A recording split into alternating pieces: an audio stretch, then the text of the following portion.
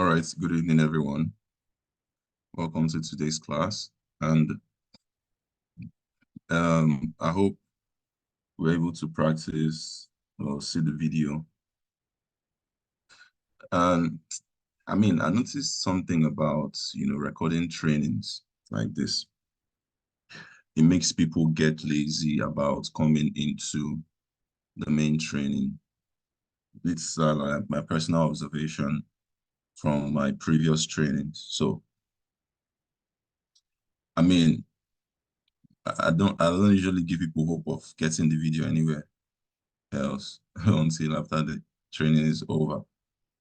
So maybe that's why people are being a bit laid back, you know, joining the training on time, not knowing that, you know, watching the video is about maybe 30% of the benefits. Um, it's way better to come into the training and get the 100%. In the training, you can ask questions, you see it happen live, you know, it's very different. It's very true. Very true.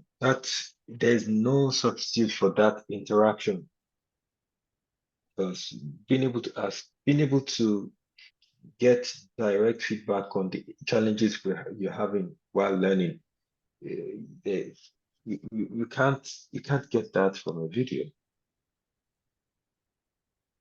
That's exactly what it is. So this is why if you're going to apply for any training class online, locally, internationally, you know, you are meeting with people who are, in quotes, very busy guys, because the creative industry is a very busy industry. There's no creative person who is a professional in this industry that's less busy. They're always very occupied. So to get that professional view saves you like 4 years of scouting around, jumping around different videos and all that. What you would scout around for 4 years to know or to understand, you could just get that within a month of being on the training class with someone who's a professional. So that's the major advantage, right? Saves you that time and stress, headache of running around. Watching the videos alone would not help. And that's the truth. So we're able to do a few things. We delved in more to um some deeper areas of using After Effects. We're able to create stroke effects like the red line you see for directing, showing people like a pathway, maybe illustrating on the map, illustration on the map or something. We looked at how to trigger traffic lights, red, yellow, green. Okay. um, so let me just start on this note. Um, Sometimes you might be done with your creation and then you want to edit a few things. So right now, looking at my traffic light, it's not really giving as I want. So I could still go back to the traffic light and try to troubleshoot, figure out where the challenge is. If I turn off this, I see that the traffic light still looks bright. So I'm guessing it's because I updated the design. So I did an update to that design inside of Illustrator. So I can right click and say reveal in Explorer. It will pop up a dialog box where the traffic light is. I can double click, open in After Effects, and then turn off the edit I did because that's what's reflecting inside of After Effects. That's why it's not that's why it's not given. So just turn that off. Last week I showed you how you could also create this inside of Illustrator. If I need to import these 4 layers now, so I have 4 layers here, the traffic light itself, and then the 3 different colors, 4 layers now. So instead of my After Effects, it just updated rather than importing the remaining 3 layers. Okay, so I would have to delete this, right click, then import again by as a composition, like I've shown you in previous classes, in one of the previous class, where you can import as a composition and the remaining 4 layers will come in. So for now, I wouldn't want to do that. So I'll just delete these 3 layers, drag to my bin at the bottom right here, goes off. I'll save that, and then it will update. You can see that disappeared. So update inside of After Effects.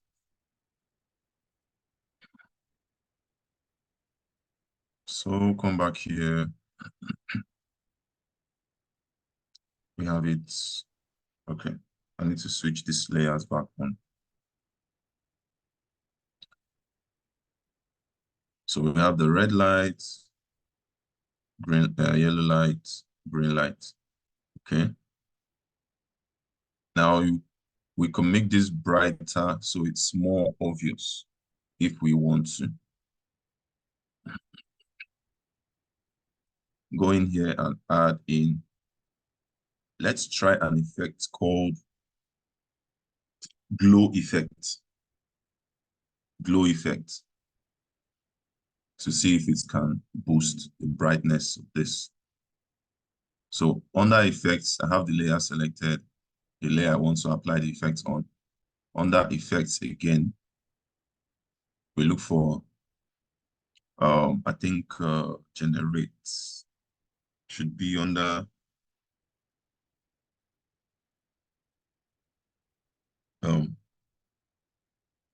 is it generate or color correction?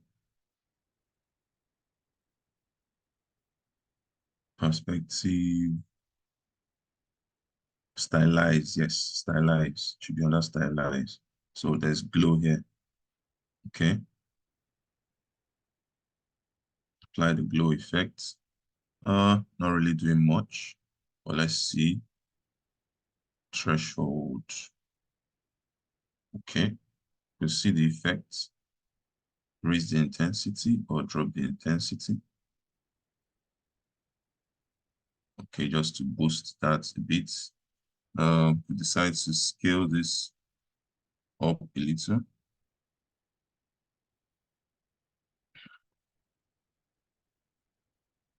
Okay. Properly screen.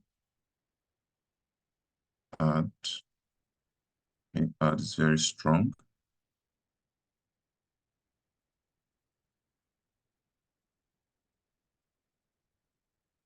It's very bright red. Okay, this is strong enough. Looks strong to me. I could still pull the intensity up or the radius of the glow. Now, when you move these controls, you would see the different effects it would give. So you just find the best effect that works for what you're trying to create. Okay. So I've done that for this. I can just copy this effect, select the effects on the effects control panel, just beside the project panel. They are side by side there. select the effects, glow, copy, Control C. Select this one. Okay. Paste it, Control V. You just see it boosts. And then for the green as well, select Control V, paste. Okay. Select both of them. I can scale both up together to 113, just like the first one, just to make them alike. Okay, so I think that's okay.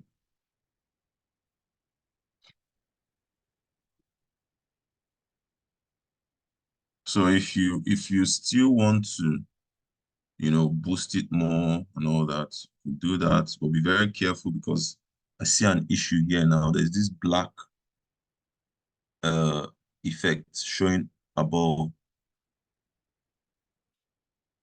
Okay, that's as a result of the scaling up. So we need to be careful of that. Just reduce it to fit into that spot. And then that one is gone.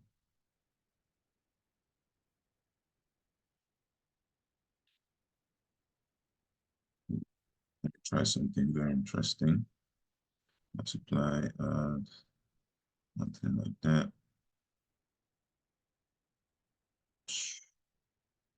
Back to normal. Okay.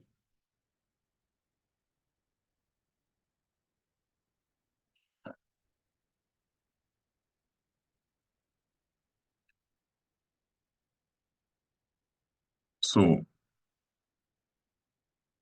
today I want us to make use of one of the DWG files. I have one open here.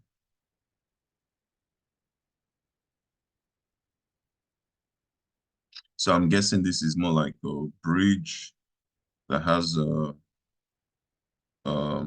several lanes for turning, like a U-turn and connecting, like this is like a connecting bridge, I guess.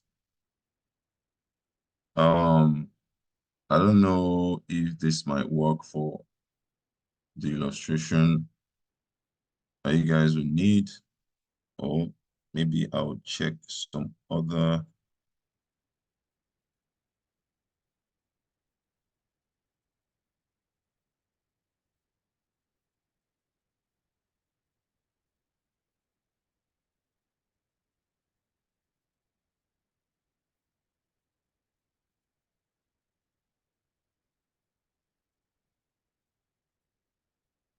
Okay, so how I open this DWG file, just to right click, open with Adobe Illustrator.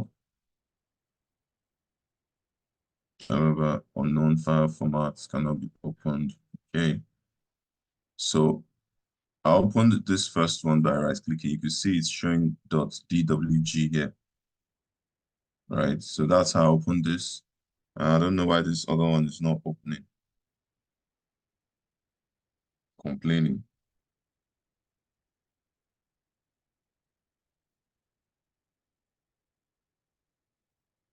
So let me try that again and see.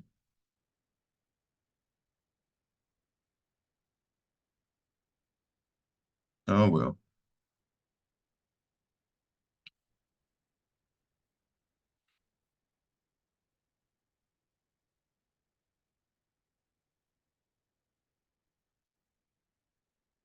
So I also got this PDF.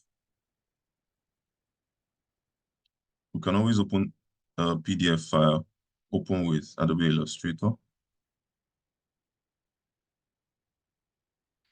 So I guess it depends on how you export your DWG file, because I have one open here. Treble the distribution. Is this distribution? 3D dots DWG. So I just right clicked and said open with Adobe Illustrator, and it opened like this. So I can't really tell what's happening to the other one.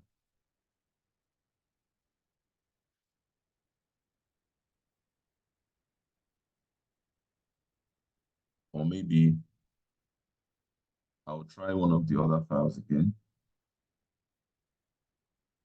Let me check that out. So we have this one, extract.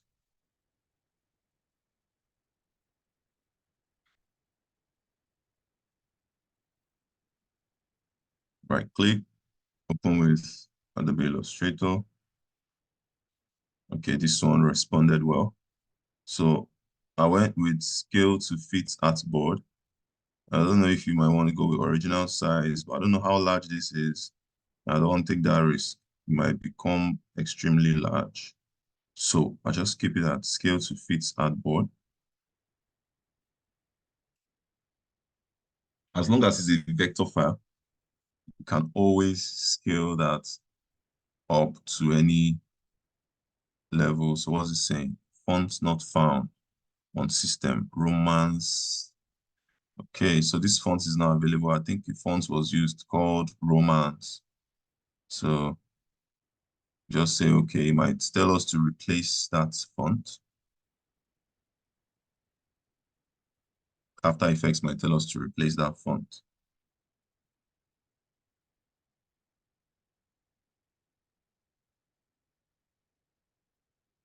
Okay, so this is what we have here.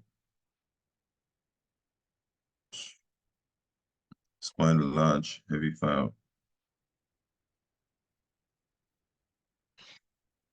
Okay.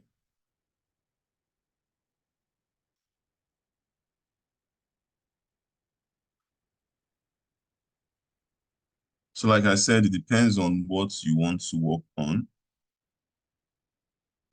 You have to be able to edit or export individually what you really need, to show your illustration. If you want some of these things to appear, maybe you want them to appear one by one as you are explaining whatever you're explaining, you might have to export each of these images separately, or you put them into a kind of, because the way you have them arranged like this might not be the way you want to show them in form of animation, right? You might want to use a different dynamics to show that, so it's very understandable. But if you still want to work like this, you can work like this, import this as an image and just move your camera or move this object around, zoom into a particular session. You want them to read, maybe during the animation, you could zoom in, so that you could read this, and then you could move your camera upwards to show some things, zoom in, talk about some of these figures and all that.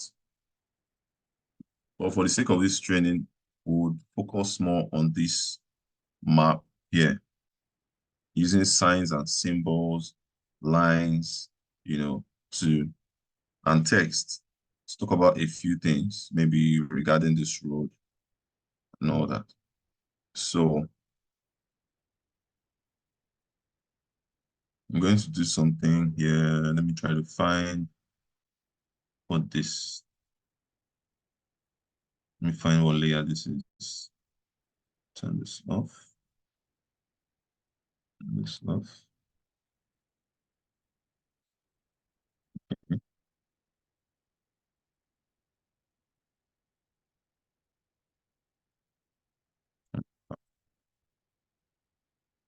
All right, this file is quite heavy. So I need to find where this guy is. Selected. Okay. It's actually right here. I turn this off. Let's see.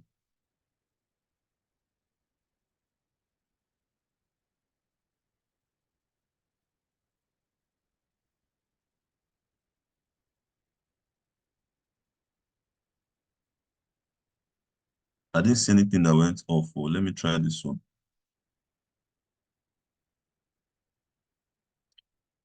Okay, something went off there.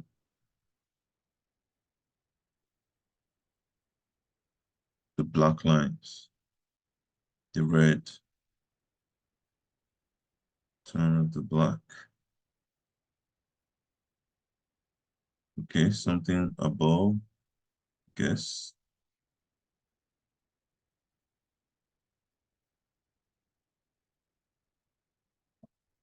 Okay, so these files are very heavy from what I see.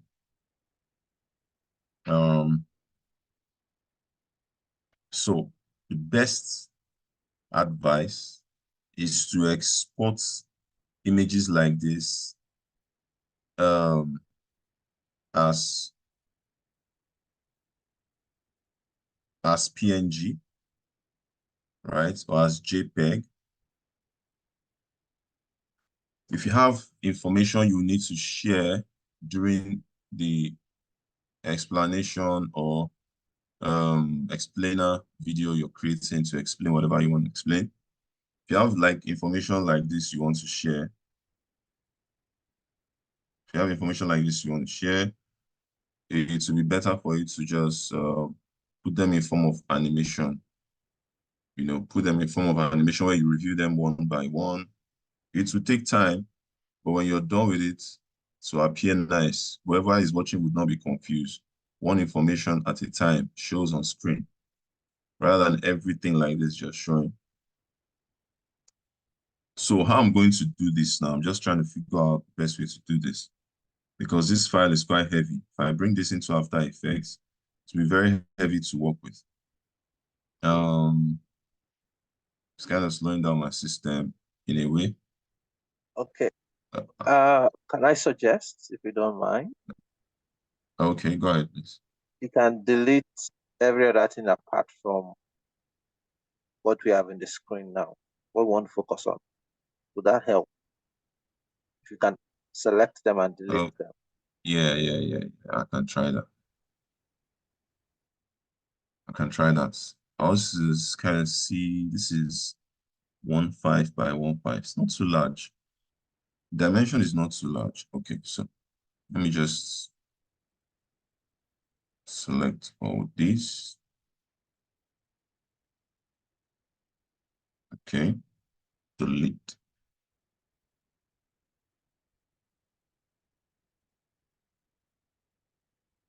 Still a bit jittery. This, select this. Delete.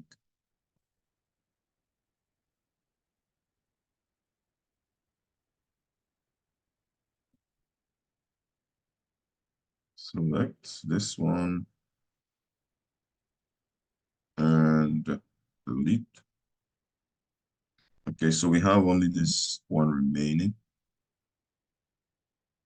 We have some empty layers here,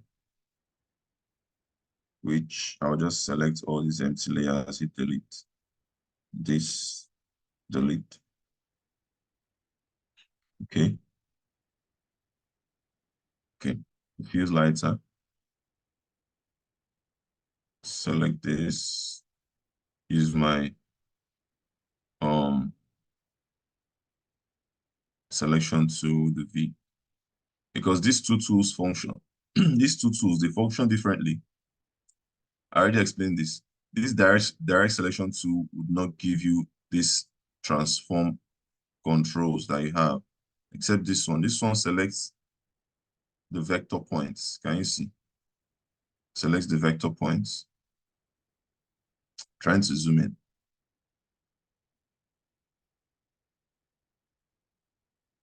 There's this lag. Can't explain. Okay. So, but this one selects and then shows you transform properties. I'm trying to scale this up. See, I'm dragging it and it's lagging to some degree.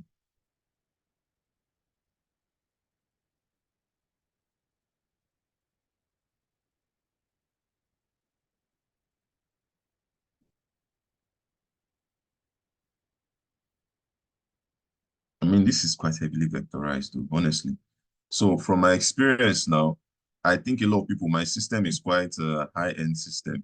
A lot of people might struggle with this kind of, you know, documents being exported as DWG, very raw like that. So what I'll suggest is to figure out if files like this, maybe just, for example, this bridge alone, if there's a way it can be exported as PNG, a flat image, so that we don't go through this slow process of trying to scale and trying to drag. It's quite, you know,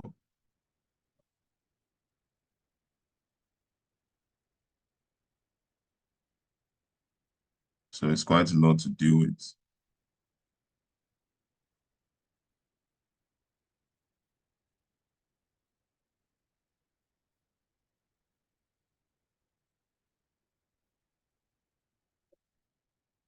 Still trying to lag to load. Okay.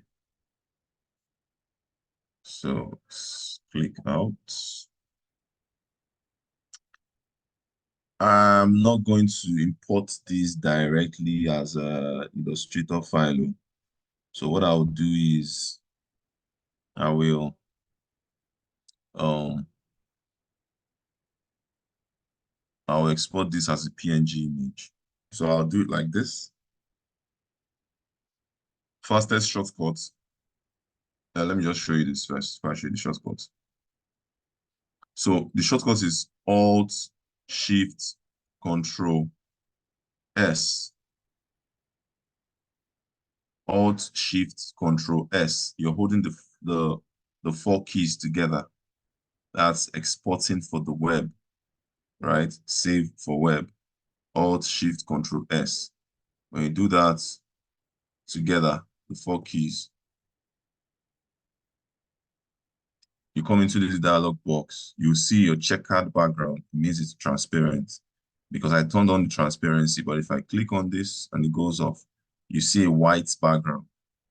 So it depends on what you want. If you want to work with a white background, you can leave it as that, or you take that off. So it gives you the option of having a transparent background.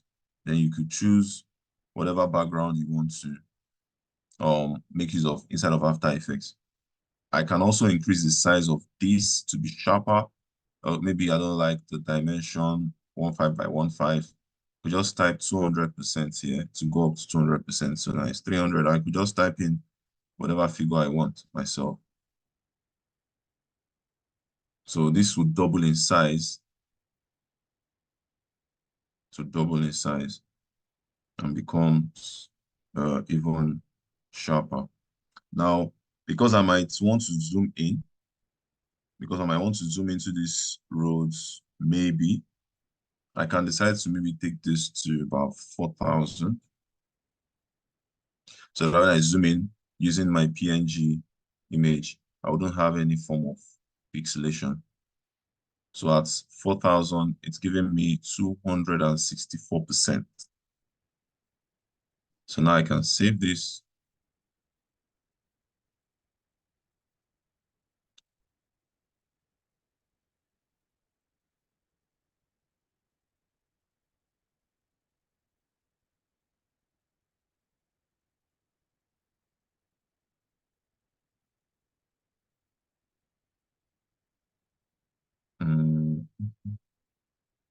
Just find location here and just say, let me just do this here.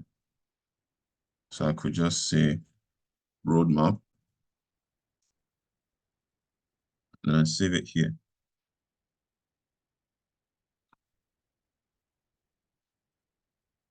And then that's it.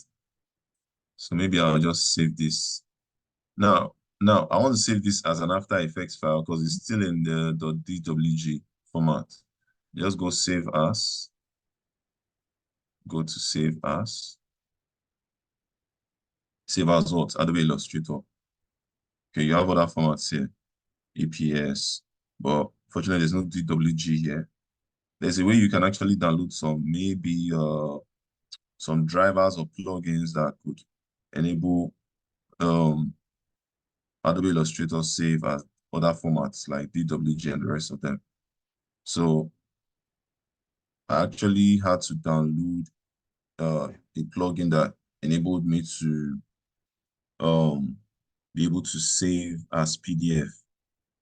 I never had this PDF here, so there are other plugins you could download for Adobe Illustrator that could add extra formats, that you could save in.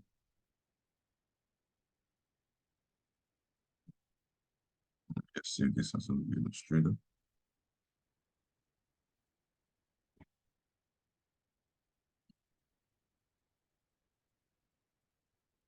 Save, okay.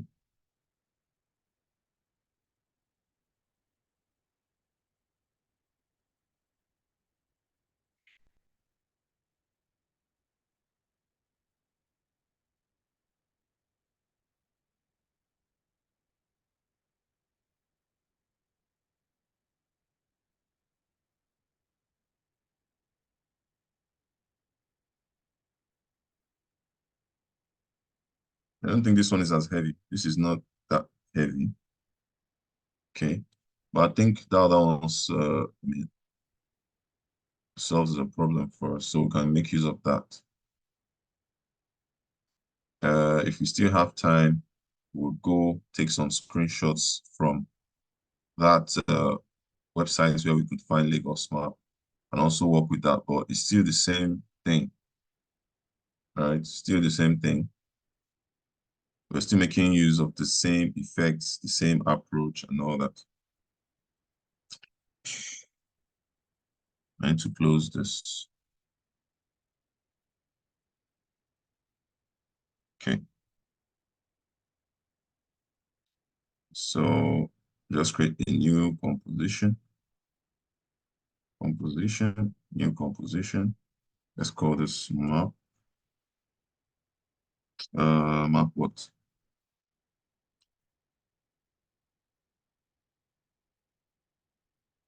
Roadmap DWG.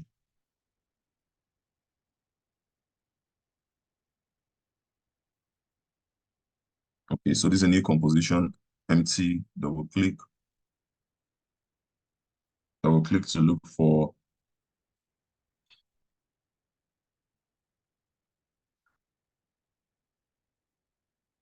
where we kept the image. So I'm also going to import this icon, location icon, right? And maybe this blue one. But drag this into my comp, and I have this. By default, After Effects will give you a black background, but this black background is not an object. It's just a visual aid for you to see. But originally, this black background is actually a transparent background. So I can toggle it off and on. It's just to help your eyes. If you really want a background, and how I work is I can right click here and just create a new solid background, new solid. So that's an object you can control the color you want, whatever, right? Or you could go to layer, new, solid. We've seen that in previous classes. So I like to just do my right click here rather than going here, long journey for me. Right click, new, solid. So let me give this background, say maybe light green, and see how it works. So drag it under, bring it under based on the layer arrangement. So that doesn't look too nice. I can always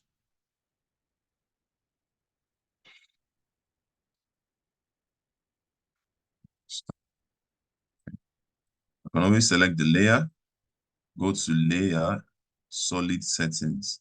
So whatever layer you select, for example, if I select this layer, I go to layer, there's no layer settings, but if I select this layer, go to layer, you see layer settings, solid settings rather. So whatever type of layer you create. We have text layer, we have solid layer, we have lights, camera. Whatever layer you select, After Effects knows what layer you're working with, and it show you the settings for that. So I can click that and say maybe we'll turn this to, I don't know if dark green would work. Nope. White.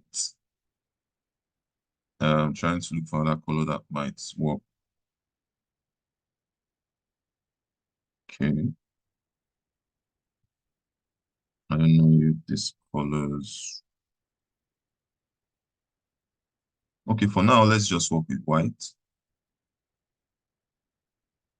So you've seen how you could change colors to whatever color that works for you. Leave that as a background. You can decide to lock the background so you don't mistakenly select it. So you have the lock, prevent layer from being edited.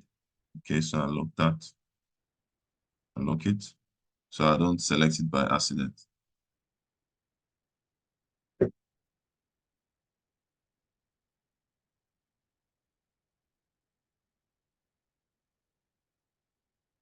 Move this around how I want.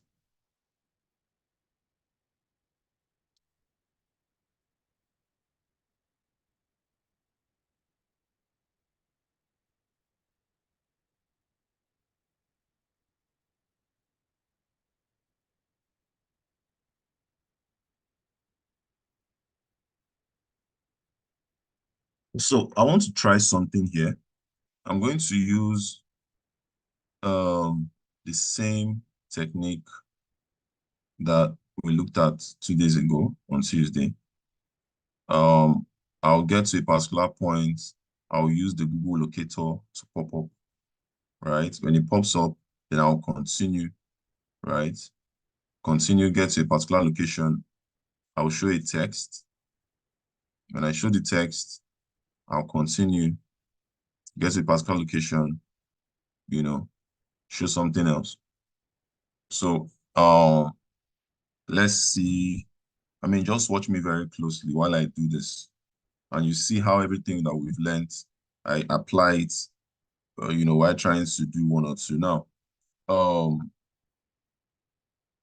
in this kind of scenario, you might maybe want to use a voice presentation, maybe something recorded, and you're explaining something like the road from Ibadan to Lagos is being worked on, and these are the developments from Ekpe to Muwe, and then you're showing it.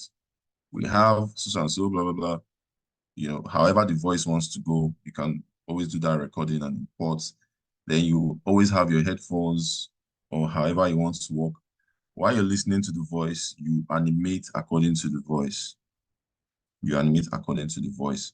So this is where you work with your keyframes, you work with your keyframes according to the voiceover.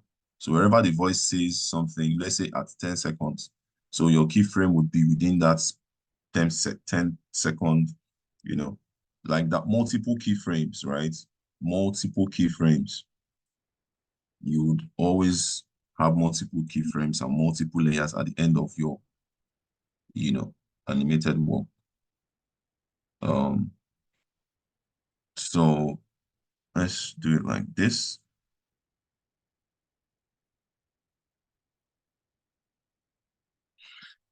I'm actually tempted to use a camera at this stage, but let's not get to the camera yet. I want everything that I create to follow along while I'm moving, this map. So what I'll do is I'll create what we call null objects, new null object. Okay, so the null object is just a null object. It's just a square like that. It doesn't really do anything other than aiding you to have some extra control, over your object. So I'll tell you a few things that this null object can do for you. Let's say you have multiple layers that you scaled to a particular size, and then you want to reduce all those layers at once. but it's going to be difficult to do them, one by one by one. What you just do is you select all those layers, you connect them to this null object, and then you scale the null object down. Everything will scale down with the null object, right? Even positioning, when you connect different objects to the null objects and you move the null objects, they will follow. So that's what the null object really does. It just gives you extra control. It saves you time and all that. By default, when you get your null object, the center of pivot is always at the top left here. I mean, I always like mine to be at the center, so I can just use my shortcut is Y. I mentioned it last time. Shortcut is Y, but this is the 2 here. Pan behind 2 is for moving your anchor point. Okay, so you see the shortcut is Y in brackets at the end of that right up there. So that's a shortcut. So I bring this, my center of pivot. Before I connect any object to my null object, I can scale my null object up to maybe, let me say 300. So I like it to be large enough so I can see what I'm moving around. So this null object, like I said, is just an extra control, puppet controller, whatever. So let me place it somewhere that I'm comfortable with, maybe around anywhere is fine. Let's say around the center here. By the way, you can see this whole square around. That's the shape of the whole map. That's the shape of the whole map. That's the map we imported. So After Effects is just showing you a visual cue that, there is something that is larger than your viewport. So these are our viewports. But I mean, that's exactly how we want it. Select this roadmap. How do you connect the roadmap to the null object or any other object to the null object? There's what we call pick whip here. Parent pick whip. It's a pick whip. You can drag it out. Okay, if you drop it anywhere else, it's like a rubber. Okay, you drag it, click and drag. If you release it, it's just go like go back. You see that effect? Very nice looking effect. It's like a rubber that you pulled and you didn't tie it to anything. It just goes back to where you dragged it from. Like a rubber, okay? It's for connecting different layers to different layers to control certain things about them. Now, even your anchor point also has a pick whip. Now, this is for like advanced classes where you can connect the position of this, to other stuff. So it can get very crazy and very complex, right? But that's what the pick whip does. It's for connecting stuff to stuff. So right now, I just want to connect the whole map, connect to the null object. I just drag it to the null object and I release it. When I do that, there's an information that appears just by the right side saying null 1. So it's connected to null 1, and that's null 1. Okay, I can rename this null 1 to, just select the layer, click enter. I can rename null 1 to control CTRL 1 or whatever you want to name it. Enter. Immediately I do that, I change the name. The name changes here. Control 1. All right. So whatever you connect the pick whip to, it carries the name just to show you. So in case maybe you have about 100 layers here, and you go, what's this connected to? I can't remember again. You just check the name. Oh, it's connected to control 1. Then you scroll to control 1 and do whatever you want to do there. That's how you can track whatever it's connected to. So it's the parent and link. This is where you parent and link stuff. So now, if I move my null objects, I have my null object selected, which is the control one. I drag my null object. Initially, I was dragging my null object, nothing moved. But if I drag my null object, now you can see the map is also moving. Okay, wherever I drag my null object to, the map will follow. So that's the advantage of the null object. It's for connecting stuff. So the map is following me now. So every animation I want to do, every object I import, and I want everything to follow accordingly, I must connect all of them to the null object so that when I move the null object, they move together. Okay. So my animation would be only within the null object. If I don't use the null object, that means when I'm moving the position of this roadmap coming down, I have to move, every other thing. It's stress. But I can do everything in one, which is the null object, and control everything in one. Okay, so that was the first thing I want to get off the table. The next thing is to create like a stroke.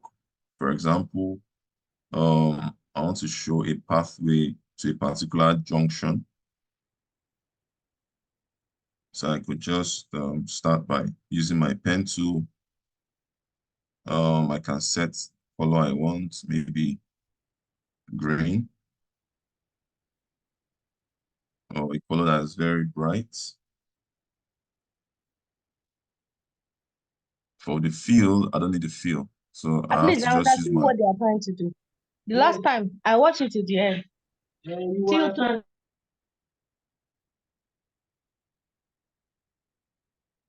Okay. So I don't want the fill to show because we're not making use of the fill, we're making use of the stroke. So I'll just hold my Alt on my keyboard, like, you already know. Alt, click once, click twice, click third time, and I see the red line cancel the fill out. So now I will have no fill. So I'm comfortable drawing this. Now I click maybe from here to here. And then there's a green line already appearing, but we can't see it because the stroke size is 4, so I can scale it up like this. Okay. So that's the green stroke.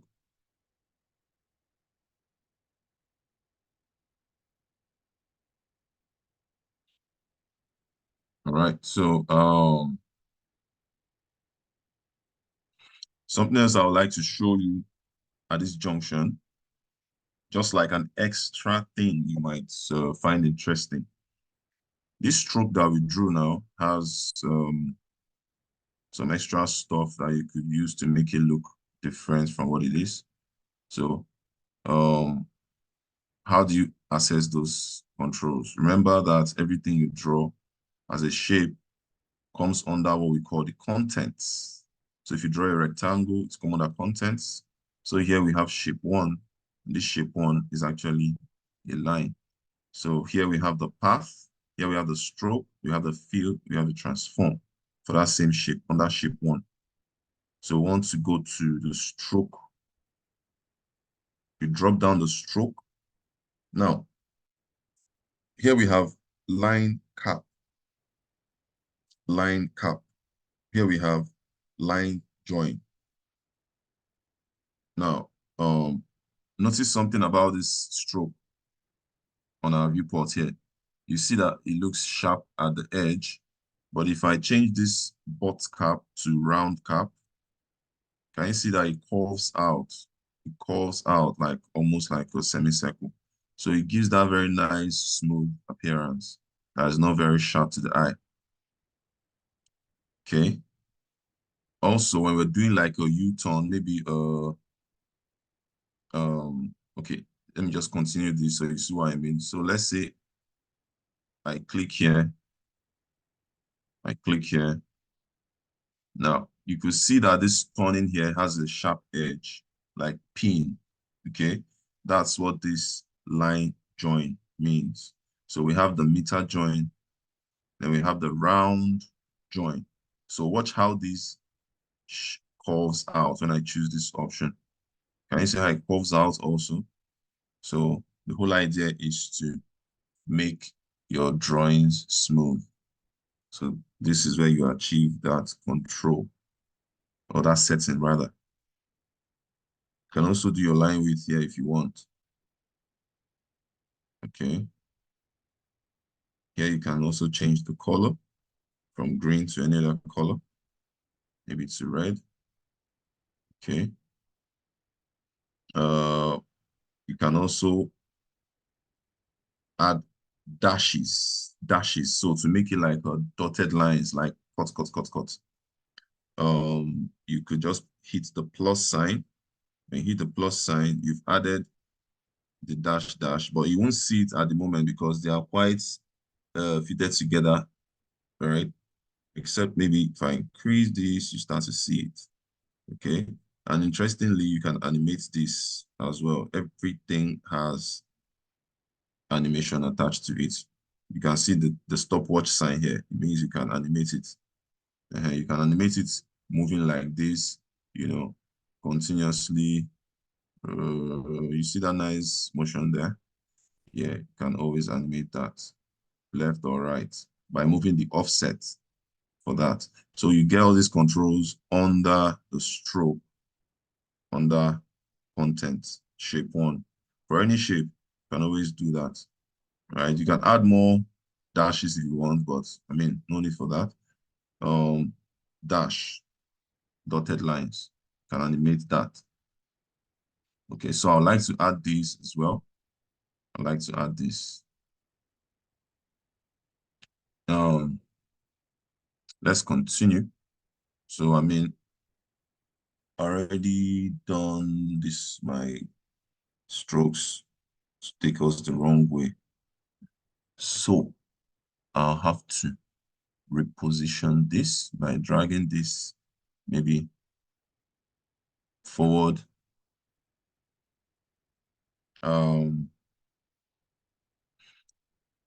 Now notice something here. I can't see further in the map, right? I can't see further in the map. So how do we solve that issue? Simple. Go to your before we do that, remember, always attach every new object you create to the peak whip, with the peak whip to the null object. We renamed it to control1. Okay, so let me just drag this up. Try to make it always remain above. You create a new layer or a new object. Always keep this null object, which we call control1. Always keep it above.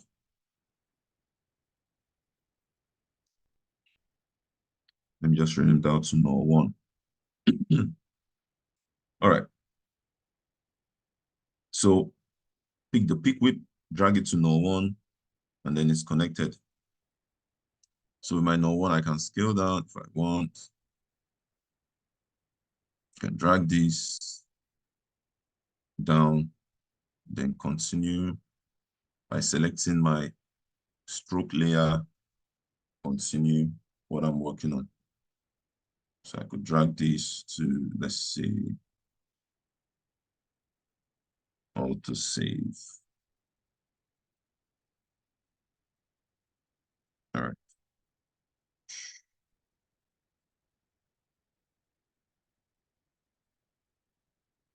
Okay, so let me quickly explain something here. You might run into the same issue so that you know what to do.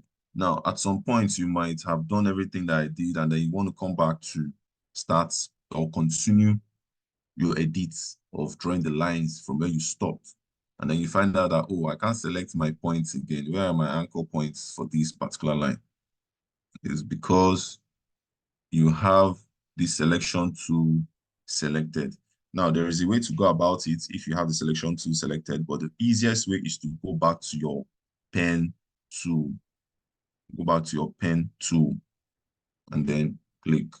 Then you see that you can control that. But if you have your selection tool selected, right, and then you can't work with it, what you do is just drop down your shape and select your shape 1. Go to the path.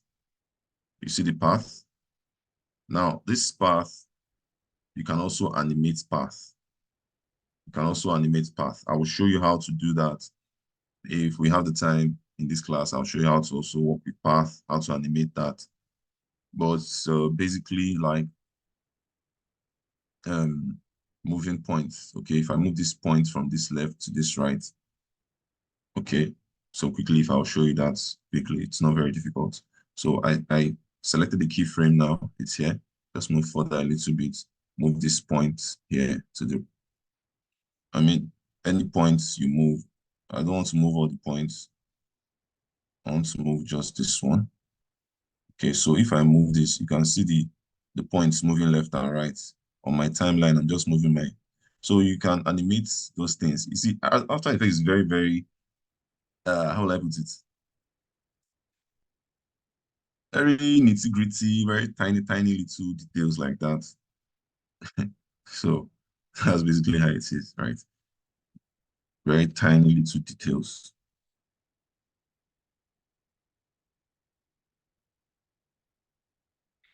Okay, so that I can see it better. It's screen. Now this is the point I'm trying to work with. Drag this point. There's a point here. Now, these edges are quite sharp. Remember I told you that when you're using your pen tool and you just click without dragging, it will create a sharp edge. But how do I create a curved edge? How do I give this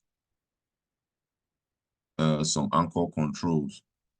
Work with your pen tool. Okay, work with your pen tool. Now you could just click and hold, come to convert vertex to, right? Select it, come here, drag to pull it out. Okay, you see the anchor controls now. We have that. Now, the fastest way to do that without going here, if you have your pen tool selected and you're working your pen tool, the fastest way to access that particular vertex control tool is to hold down your, I think the Alt. Yes, when you hold down the Alt key and you come to any point, it will form that like a V, upside down V, and you can always drag that. Okay, that's the fastest way to access that tool. Like here too as well, doesn't have it, so I can just hold my Alt key, my pen tool. That's the fastest way to access that particular tool. All right. Okay. So I'm going to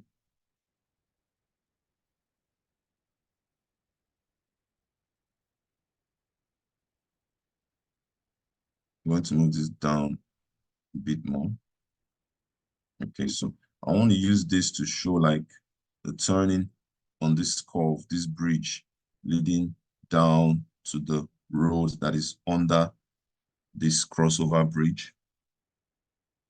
Select shape layer, my pen tool, and I'm still drawing that. Put it here. Okay. Continue, click and drag. Right. Come here, click and drag. Come here, click and drag. Okay. And then here, click. And then maybe I'll stop here. You can keep drawing, you know, down to Jerusalem as far as you want. So let me just do this. I mean, the red is quite hidden.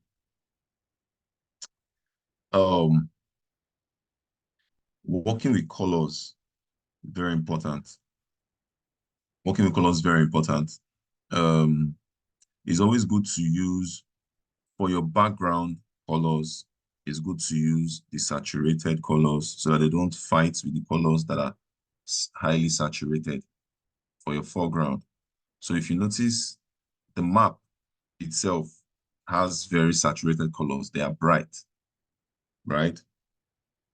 And that is why it look like this red line that we're using is kind of being interrupted. Okay.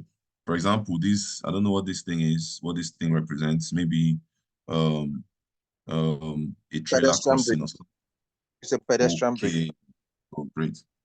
So you see that the colors are actually conflict, like they're the same, right? So what I can do here is I'll show you how to um I'll show you how to manipulate the colors.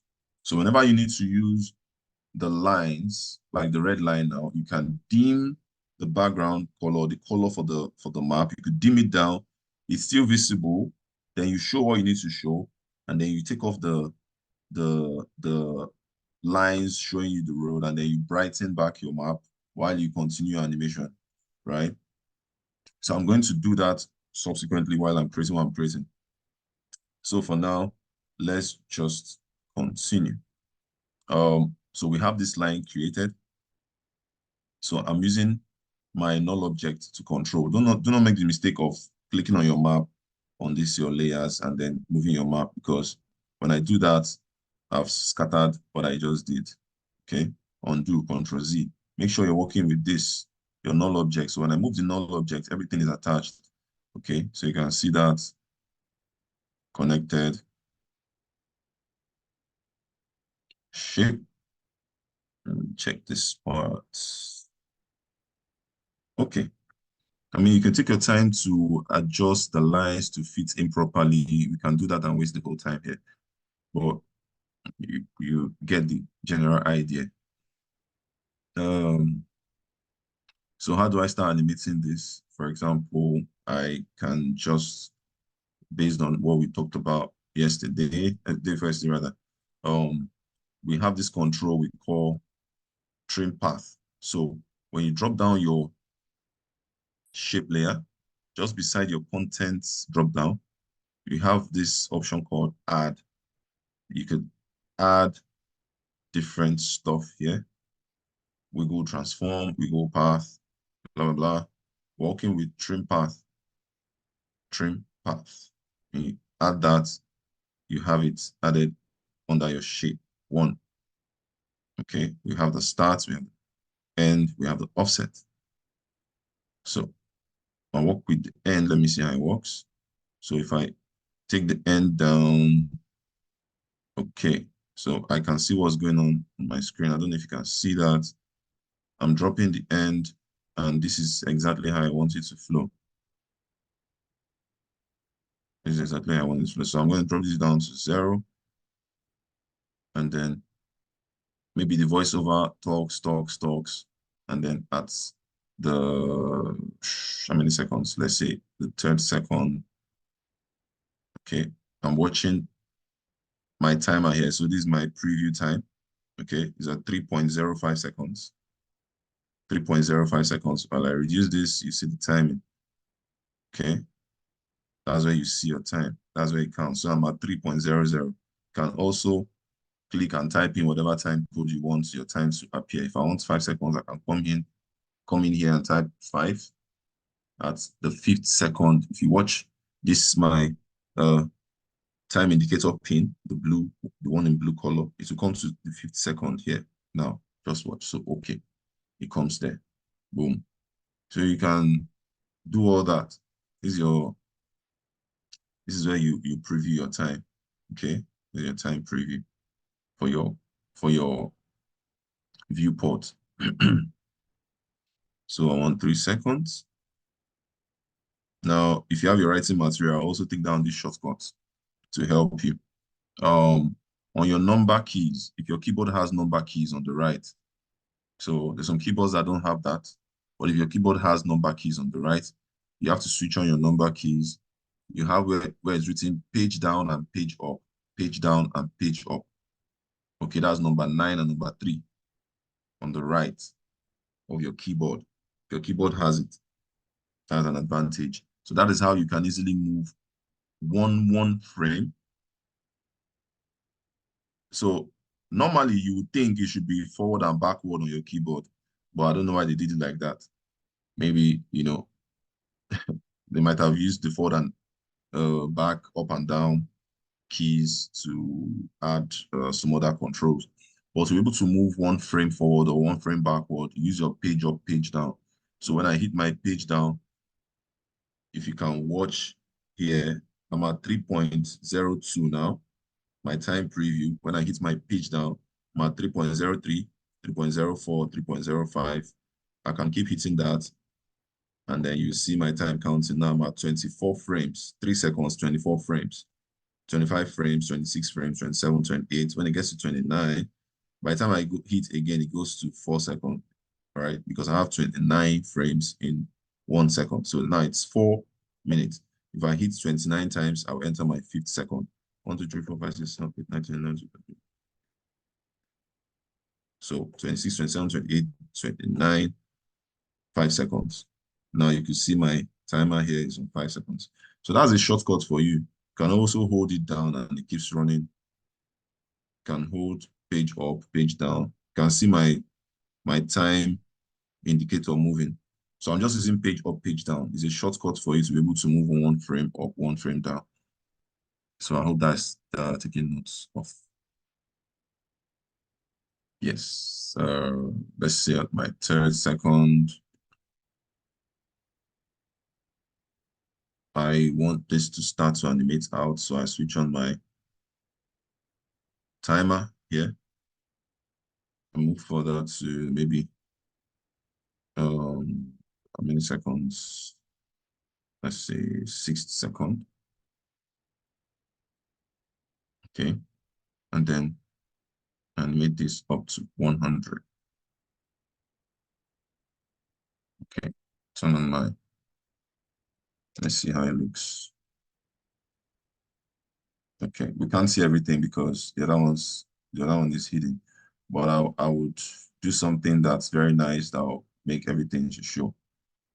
Okay, so while this reveals, I want to also add that effect of offsets, okay, which is under the shapes, the dash under dashes, right? I want the thing to act like there is a movement like this, okay? So it's only when I move this backwards, let me take it back to 0 or something, right? So after it animates out, I want it to start moving, okay? So I turn on my timer, I move forward, okay? Then I drag this like that.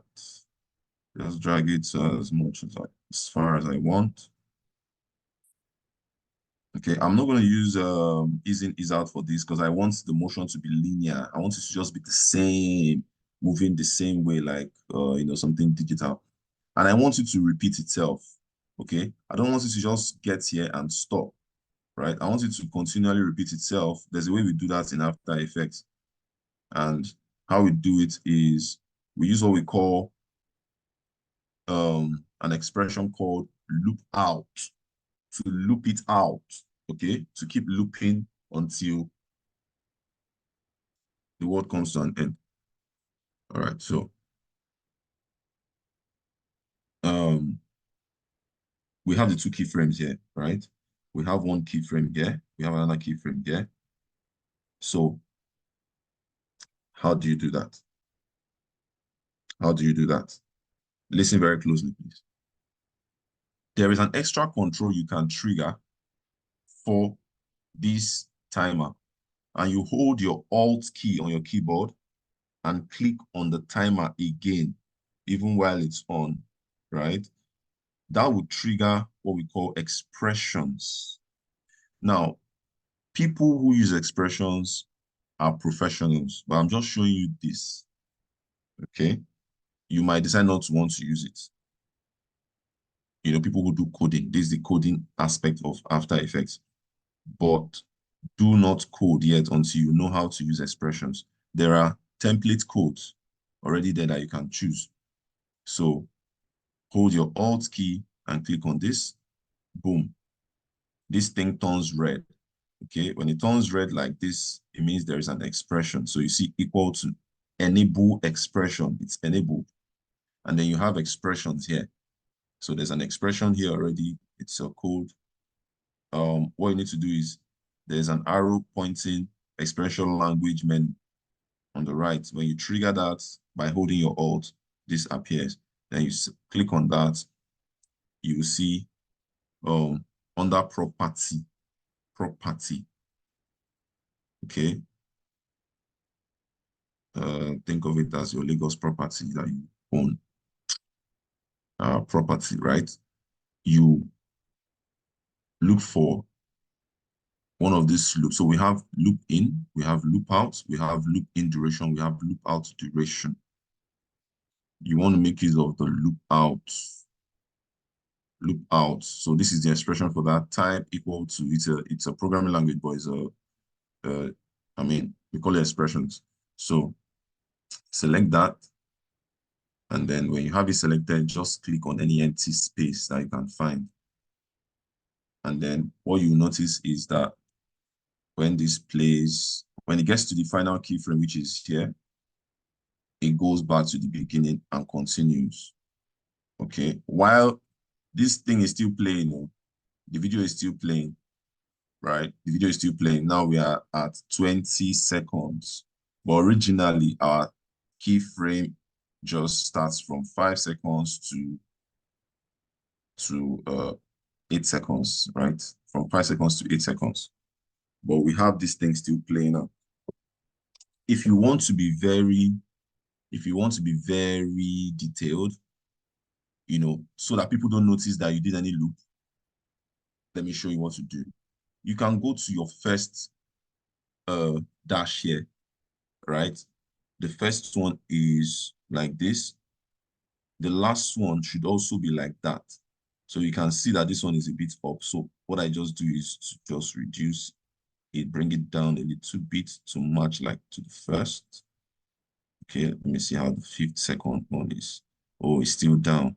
So I have to bring this down the more to around here. Okay, so when this loops out, you won't really notice the difference. You don't really notice the difference, just very slight. So you can spend more time there trying to fine tune that so people don't know what you did there. As if that matters to you, you can do that. Okay, so this continuously plays out like that. Okay, so I have what I want. I move on to the next stage of my animation. Now,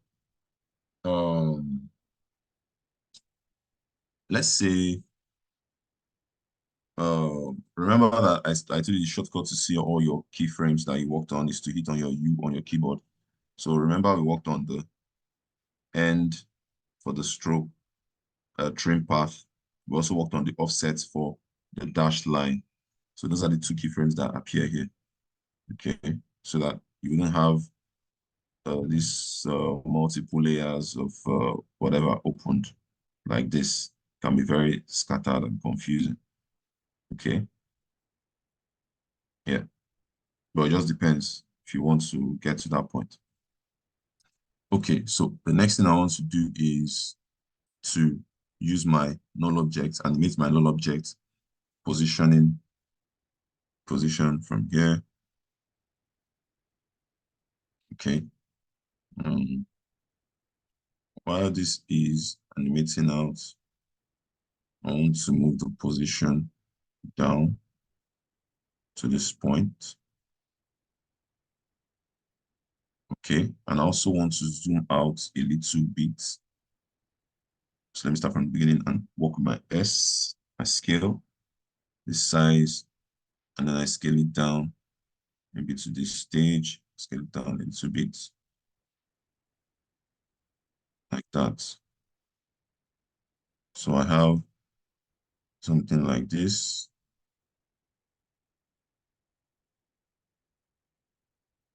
Okay, I use my ease in, ease out.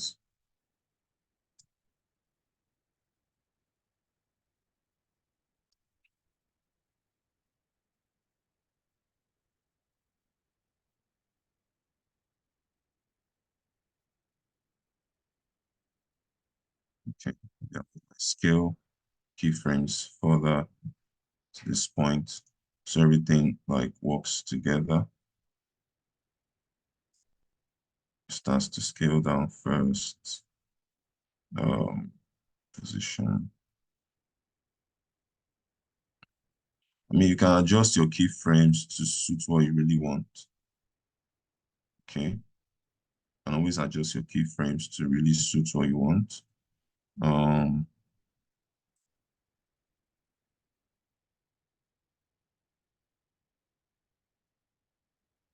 Okay, so you see what's happening on screen. That's me trying to fine tune and get exactly what I want, right? So I can move this tool further to see if it works for me.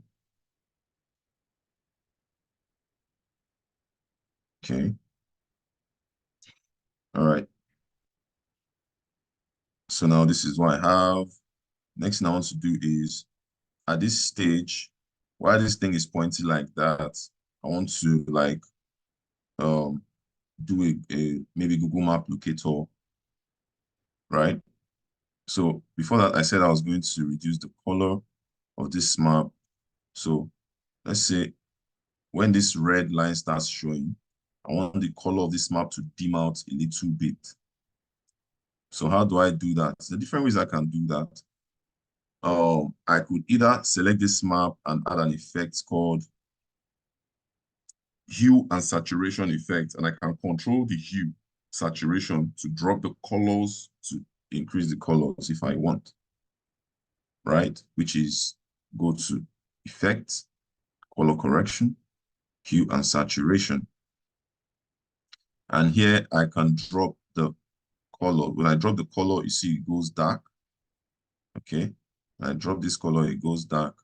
Bring it back to the center, 0 comes up.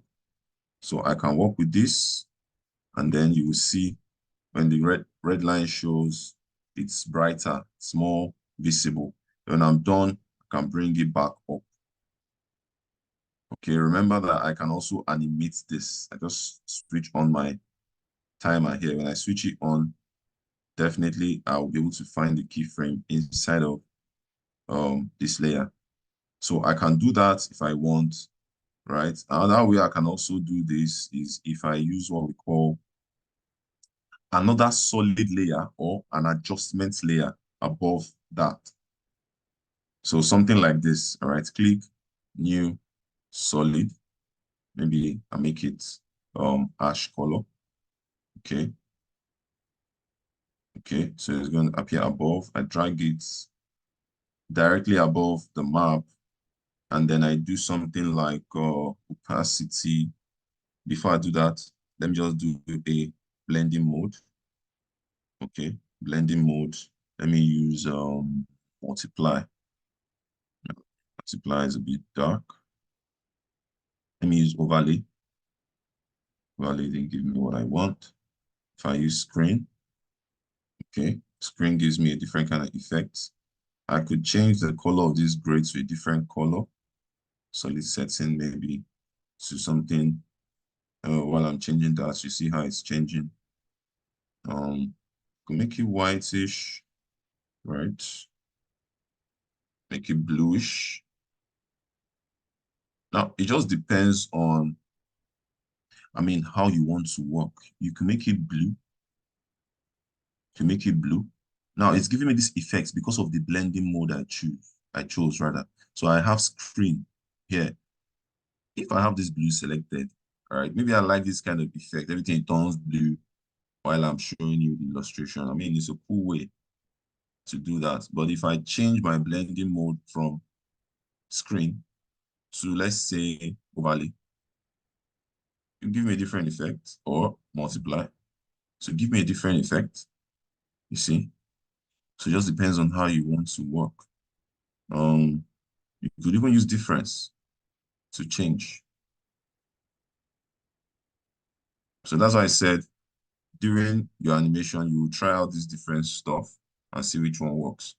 So let's say we're here and this one, I just work with opacity T, drop this to 0. Okay. Add my keyframe, bring my keyframe forward. So when this red line starts to pop out like that, I just turn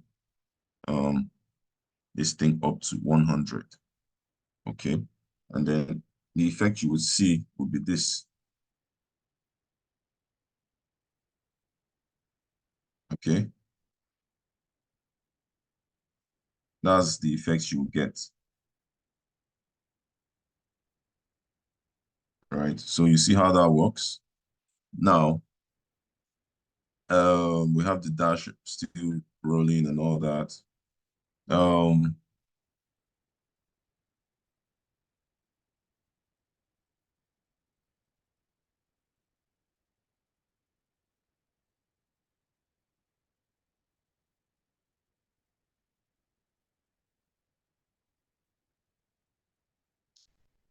Okay.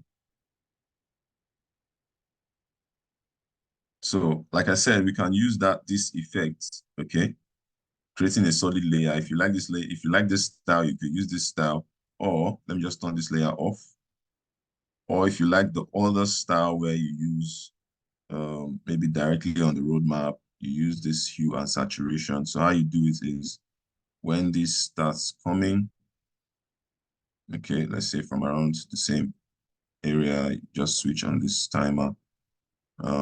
Anytime you add an effect, you will always see all your effects under the effects drop down inside whatever layer. See hue and saturation. Any other effects I add from this effects menu here would always appear under effects drop down inside of that layer. So I have hue and saturation. I have my keyframe on. It's already in blue. Okay. So while it's going forward, I'll just drop the saturation, you know, like that. Make it maybe brighter like this. Okay. Or can make it darker, black and white. So this down one controls black and white. Okay. This up one controls color and no color. Right. So black and white brightness, some can get very bright, even down up to everything turning white. Okay. So that's how they work. So if you like this one, you could use it. If you prefer the other one, you can also do that. So then let's see how this one works. Add my ease in, ease out for this. And then when it plays out, see the line comes in and boom. So it's a different effect. Let me turn off the effects from the effects. FX, so you can turn your effects off and on here. Okay. Top right here. Let's see that. It's different from when you use a solid layer. Okay. Can always give you a different effect. The blue touch to it looks very nice. So I'm going to work with the blue touch, or you're free to use any style you want. At this stage, I want to use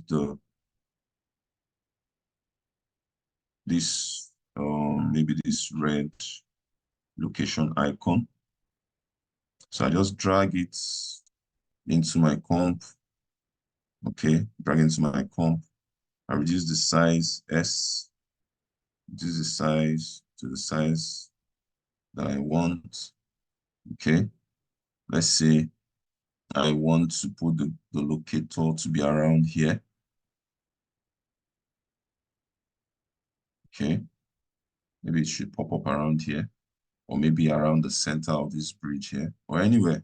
Okay, let me just do it at the end of this place. Okay, so I want to animate this to come out when I want it to come out and come out very nice. The first thing I will do is to move my anchor point to the tip of this locator. My shortcut for doing that is Y, which is this hand behind anchor point 2. Drag the anchor point down to this tiny pin dot. The reason is so that when we start to animate our scale, it will scale out from that point and it will look very nice. But if you don't move your anchor point to, your point of pivot, it wouldn't look too nice as you might want it to look. So now it will look like this Google map, this Google locator or whatever this locator, right? When it animates out, it will look like it's popping out of this road. It gives a nice feel to the eye. Okay, we're feeding the eyes of people. And the eyes is directly connected to the brain. So the brain is absorbing and it's very, very nice to watch. So how do we do that? Remember I said you can always move your layer left and right inside of your timeline. Okay, so I can move it to this point. Let's say this. And remember, we need to add this to our null object. Don't forget. So I drag this peak whip here, drag it to null object. Don't make the mistake of dragging the peak whip for the scale. Oh. Everything has peak whip. But dragging the peak whip, okay, that's an error. If you see that turns red here, it means there is an error in the connection. So just hold your Alt and click on it again to cancel the connection. All right. So make sure you're dragging the peak whip for the layer itself, which is this one, not the one for the controls of any of the transform, like scale, position, and all that. They all have peak whip. So don't make that mistake. Make sure you're dragging the one for the layer itself. Okay. So I have that connected. Let me bring my null object above that. So my location is here. We're working with the scale S. So now, even if I move my null object, or when the animation is happening, you see that my locator is following. All right. My locator is following because it has been attached to the null object. So the null object is like the father or the mother of everything. Okay. Now, how do we animate that out? I want it to animate. Immediately this thing gets to the end, I want it to pop out. So this is actually like the end area. Here I'll put my scale to 0. I switch on my timer. I form a keyframe there for that 0. I want it to pop out to, let's say, size of 30. Let's see how big that will look. If that's too big, you can reduce it to maybe 25 and see. Okay, size 25 is fair.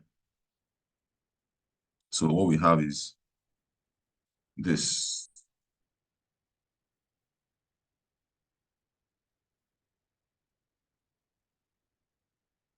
Okay, so it takes some time before it gets to that. Now here we're going to apply a little principle of animation, which is follow through effect. So follow through, it's going to be like a wave. So different scale. Now listen attentively, please. From here we have 0, and we're trying to get this to get to 25. So, but the first thing we'll do is from 0, we want to take this to, like, say, at this point, we'll take it to, like, say, 50 or 45, right? Something above 25. From 45, we want to take it down, maybe some frames further. The frame division have to be very similar, okay? If possible, you work with 2 frames or 3 frames. Now I'm working with more than that. So most likely we'll scale this down later. But for now, just for you to see what I'm doing. Here, the last point is 25. Here is 45. So we'll take this down to below 25. Let's say to 16, right? I mean, you can decide to be very, very calculative about it. You could do it 5, 5, 5, 5. So, for example, this 25, we could do 30, 35. We could do 35. Then the next one we could do 25, 20, 15. We could do 15. The next one, instead of 35, we could do 30. For the next one, we could do 20. And the next one, we stop at 25. It gives a bounce effect. Okay, it gives a bounce effect. So from 45, which was a previous keyframe before the low, we take this to, let's say, 35 or maybe 30, okay? And then here we bring this to just something close to 25, maybe 23, right? And then this is what you get, okay? Very soft, but not well arranged. Now, how I like to do this is I like to work with 5 frames or 3 frames, depending on the speed I want. So I can drag this down like this. Okay, just give equal spaces between them. Remember how I taught you also how to reduce the spaces between the keyframes together by holding down your Alt key. Okay, so how do you do that? Again, you select all your keyframes like this from an empty space. Click, drag, select. When I hold down my Alt, I can drag everything together like this. They increase equally and they reduce equally. Okay. So this is what we have. See the way the thing pops out. Very nice. It's fast. We'll hold your Alt, drag, and then check the speed again. That's smooth, slower. Okay, if you like that, you can leave it. You can still reduce. Hold your Alt. Let's see how this looks. Okay, so that's how to achieve something like that.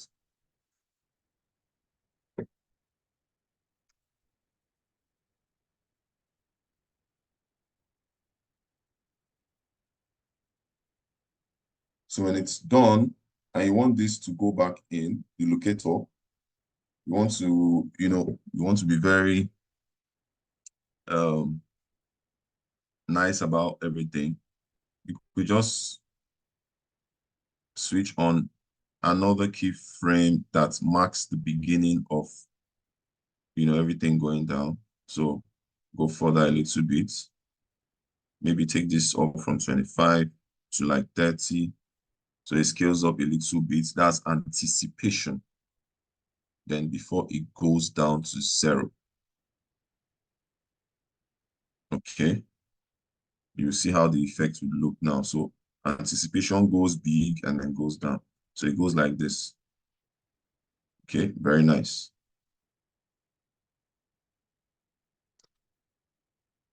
Sweet. So that's how you can apply principles of animation to make your animation look even nicer. Okay, some people just want to be lazy and they can just cut. You can cut the thing from here. Rather than doing this, they'll just cut the image from here. So how do you cut it? I showed you one way the other time where you use your Control-Shift-D, duplicate, and then delete this one above. Okay. And it just goes away. I'll delete this one. Or let me undo everything. Or you select the layer itself and where you want it to cut. And how do you cut it? How do I show you this now? Okay. So on your keyboard, right?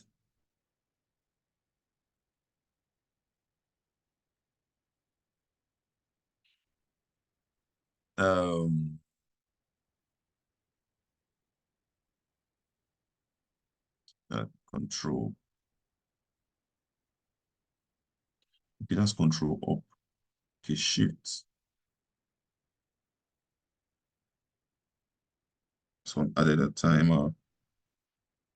Some keyboard might not have this.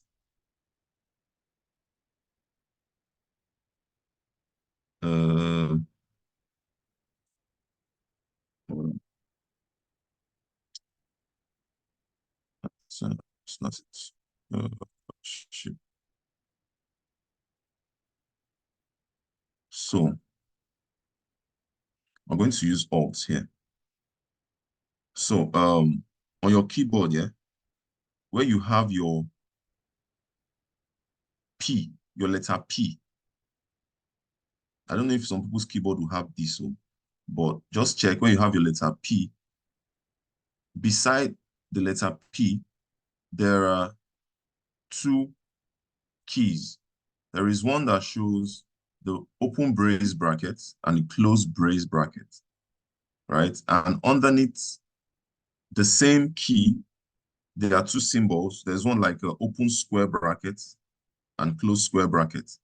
If you can find it on your keyboard, then you can use that. You hold your Alt key and then you hit on the close bracket. That will cut the layer to wherever your time indicator pin is. So I'm here, for example, and I hold my Alt. Beside your letter P on your keyboard, there are two keys: open brace brackets, close brace brackets, or open square bracket, close square bracket. The close square bracket is on the right,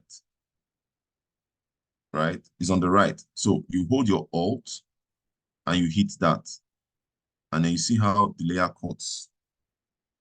But if you do the other one, which is the one directly beside P, which is the open brace brackets, you hold your Alt and you hit that one, is to cut from the beginning of the layer and cut to exactly where you have your time indicator.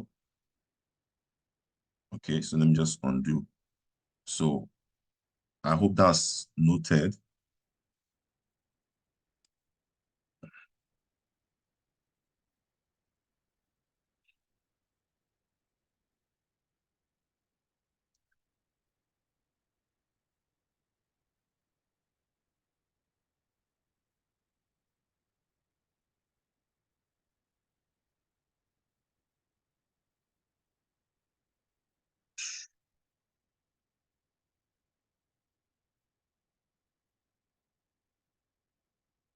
Okay.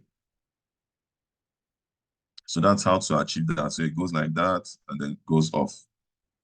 I mean, if you like that, if you like it like that, you can work with it like that. Or you could just add this extra anticipation and zoom out. Looks nice. And then when it's done, you can go to this, use your T opacity, and then fade this out. While this one is fading out to 0, at the same time, you can also increase the opacity for this. Now, when you are at this stage, you see that the timer is on, but you want to add keyframe and you don't know how to add that. You're right. The way to do it is to actually go on the left side. There is this tiny add or remove keyframe. Tiny dots, very tiny dots there. Okay. You can see this one above is showing blue. It's because my time indicator is directly above its own keyframe. That's why it's showing blue. So when you're directly above the keyframe, you see it in blue. And I can always hit this arrow, go to next keyframe. When I hit on it, my time indicator jumps to the next keyframe after that. Okay. I can hit go to previous keyframe, it jumps. So you can see it keep jumping left and right. If you see my time indicator pin jumping left and right. So that's where you can add your keyframe and manipulate jumping from keyframe to keyframe. Okay. So while this one is fading out, I want this one to fade in. Sorry, to fade out as well. So I add a keyframe by clicking this. Okay, you see one keyframe is added there already. Then jump to the next keyframe for this line layer. And here I can now drag this down to 0 as well. Okay, so you have this fades out, and then continue talking. If you want to do another, illustration showing another way, you can do exactly what you did again. Okay, and then continue. Do exactly what you did again, continue. So for positioning, you always move this your null object. Okay, you can always move your null object anywhere, show whatever you want to show. If you want to zoom in and zoom out, you work with scale and position, right? Next week, I'll show you how to use the camera to also achieve this without using your null object. Okay, that might also help you work in a different way. All right, that might help you work in a different way. Everything has advantages and disadvantages, so you know which one works best for what you're trying to do.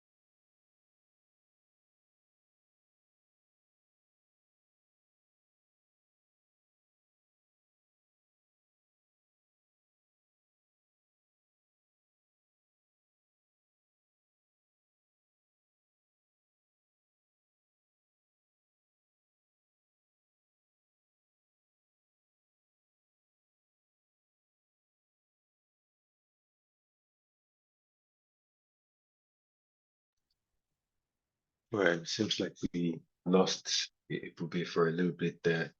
He'll be right back. I'm sure he's just having technical. Yep, and here he is. Welcome back, Ibube. Sorry, how long was I logged out? About a minute. About a minute. Wow. Yeah. Okay. All right, I I'll just hand it noticed over. that the rain started falling in my area. Maybe that's what affected my internet. I hope I didn't say too much. Oh my God. All Okay. right, I'll hand it over to you now. Okay. I don't know where I stopped with what I was, talking about. Could you remind me? Just where everything went off?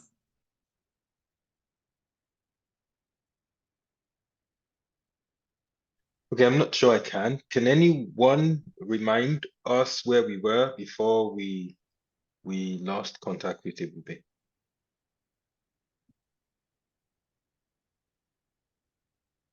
Hello?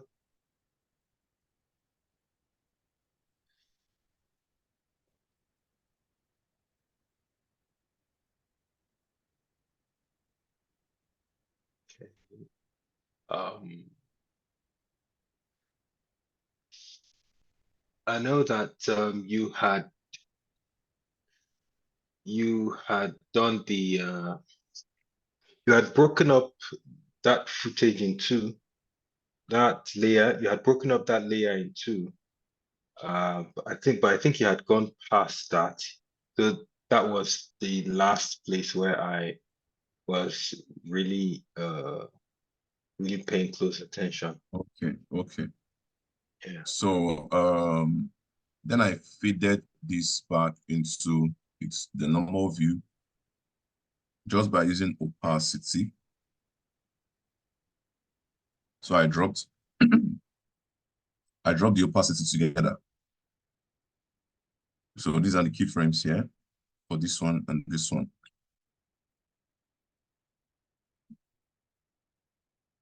So what I said I was going to do was to add in a street name here, just like what you have here.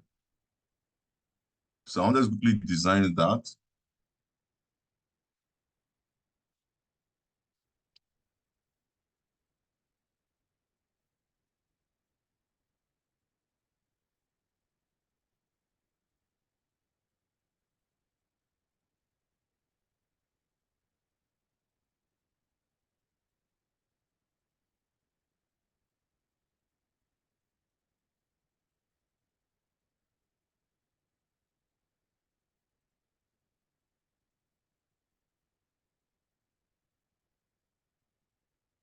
So I could just maybe select this. You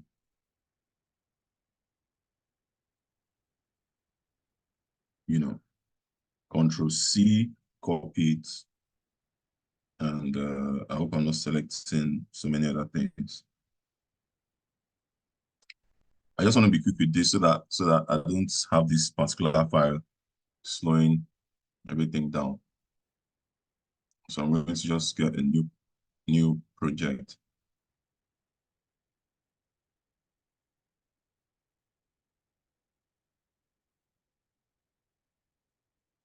Now this new project under Adobe Illustrator.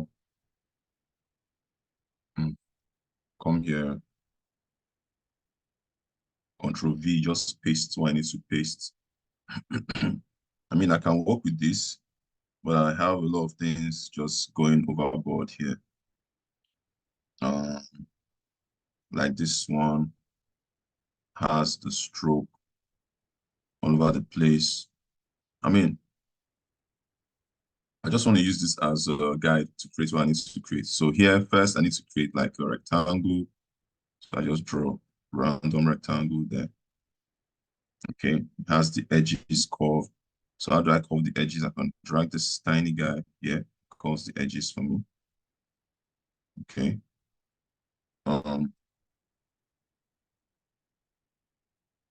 Change the color to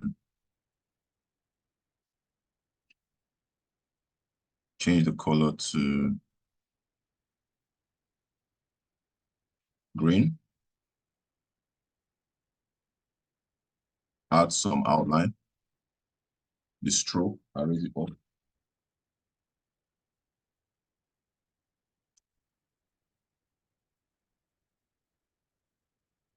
Okay. Then what else? Text. I could just create a different layer and add text, so I won't add text on the same layer.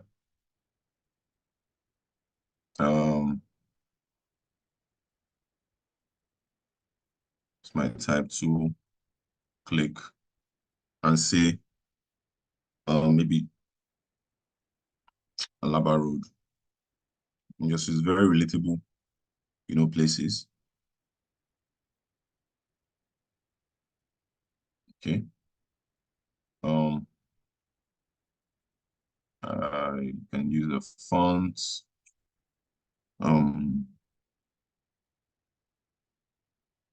Serrat.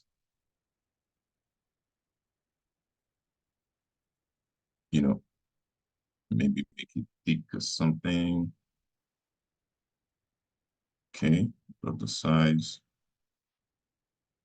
Whatever you need to add, maybe a road sign and all that, you can always download those things and add.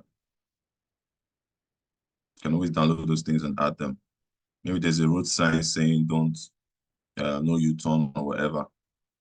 Everything is found on Google. When you download them as an image, you can always import them here, add them to your design, and all that. I want to add like a triangle under this. Okay, so I can use my pen tool, or I can use my this star tool to create 3 angles. So I just click and I type 3 points, 3. And I say radius, the radius, I think this one should be 0, not too sure. But let me just cancel and just draw. Let's see.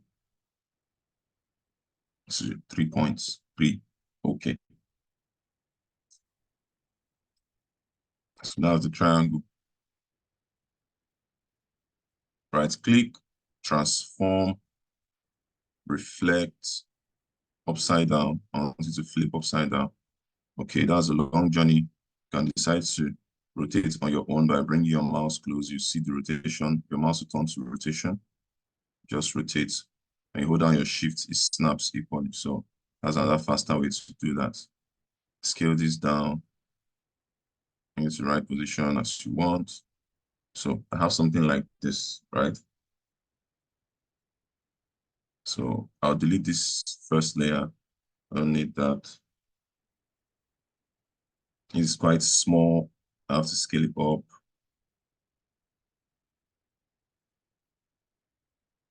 This is what we have. Stay around these corners. Okay, so I'm going to export this as an image. I can use this directly from Illustrator if I want. Sometimes I just like to export. If I use directly from Illustrator, it's easy for me to edit it later. So maybe I should just play save and just save as Illustrator. Say save as. I'll call it Alaba Road name. Okay. Now it's saved as Adobe Illustrator. I can just double click inside of my After Effects, double click. Where do I have that file? This is it, Alaba Road name, import as a footage. Now I'm not importing as a composition because I don't want them in different layers. I might have like 2, 3, 4 layers, but this time around, I don't need to work with all the layers. I just need everything's coming as one. Okay, so I can import as footage so that I don't have so many layers I'm working with. Just one. So it comes in as merge layers. So I say merge layers, or I can choose specific layers I want. So I want to merge all layers. So it comes in as one object. So you can see it here, one object. There's no composition, nothing. Okay. I could drag it into my animation here. Okay, see how large it is. Definitely I'll move my anchor point to this tip here so that my animation will appear nice.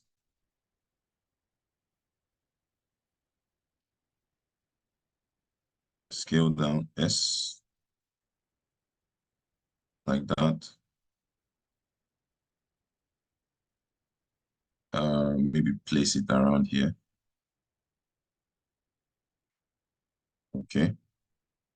Now I want when this comes like this and then gets to this point, the Alaba Road pops out. Now at this stage, then I can now pick whip, add it to the null object, then do my animation.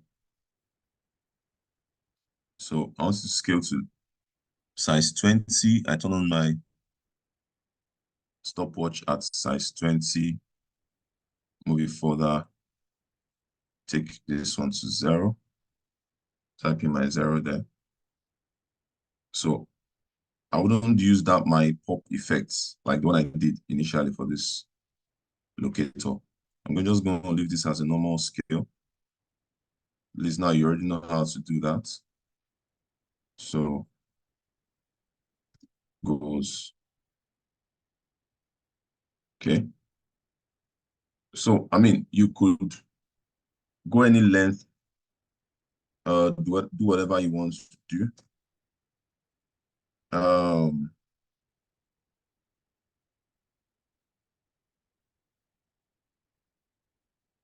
I guess at this stage, I'm going to stop the class. If you have any question, you can ask if you're still in this class.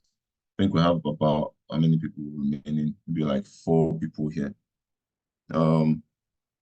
If you have any question, maybe you watch this video later. If you have any question that you need to ask, if you have any concerns, kindly come on the next class because in the next class, we're going to be looking at motion tracking.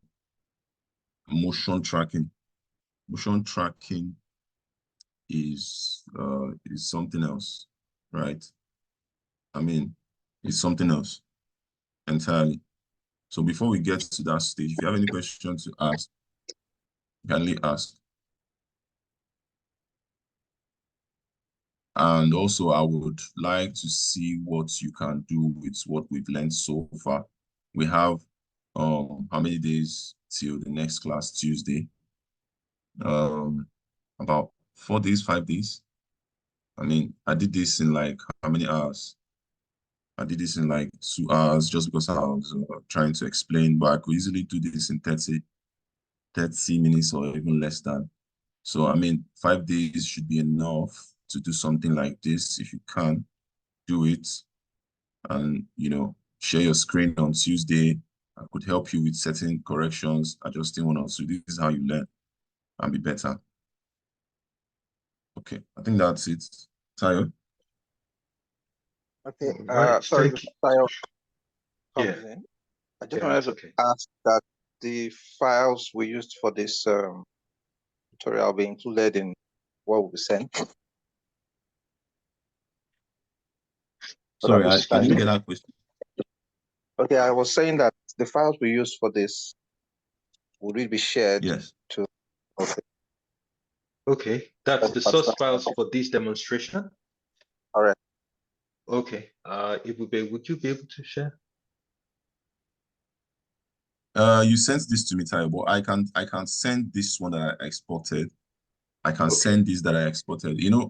During this class, I mentioned it that you might want to export files, from your AutoCAD, I don't know, whatever software you use, like the maybe AutoCAD, for example, as DWG format. Because I learned DWG format is a format that you can export from some of these engineering softwares that you use. So I just showed you how to right-click, open it in Adobe Illustrator.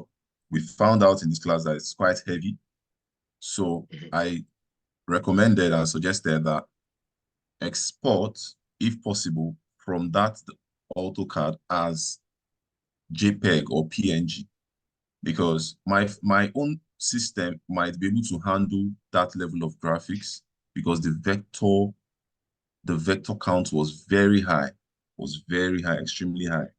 Okay. Right? It was lagging my system. So it's not advisable to just open with Adobe Illustrator any DWG file. It depends on the weight of that file. So advisably, always export as PNG. So I exported this map as PNG.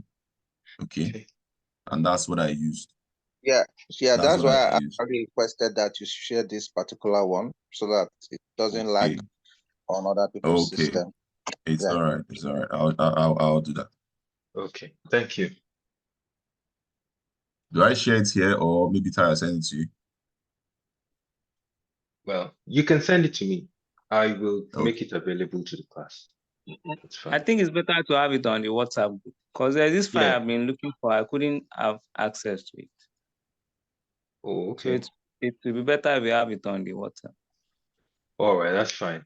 And please you can ask regarding the file you've been searching for, and perhaps I'll be able to help. All right, it's actually the transparent ball PNG. I was trying to practice because I didn't have enough time. Oh, I see. Okay, okay. I'm sure we can get that across to you. All right, thank you. All right, no worries. All right, so I'll stop recording now. I think we are at the end of today's class, unless there are any other questions.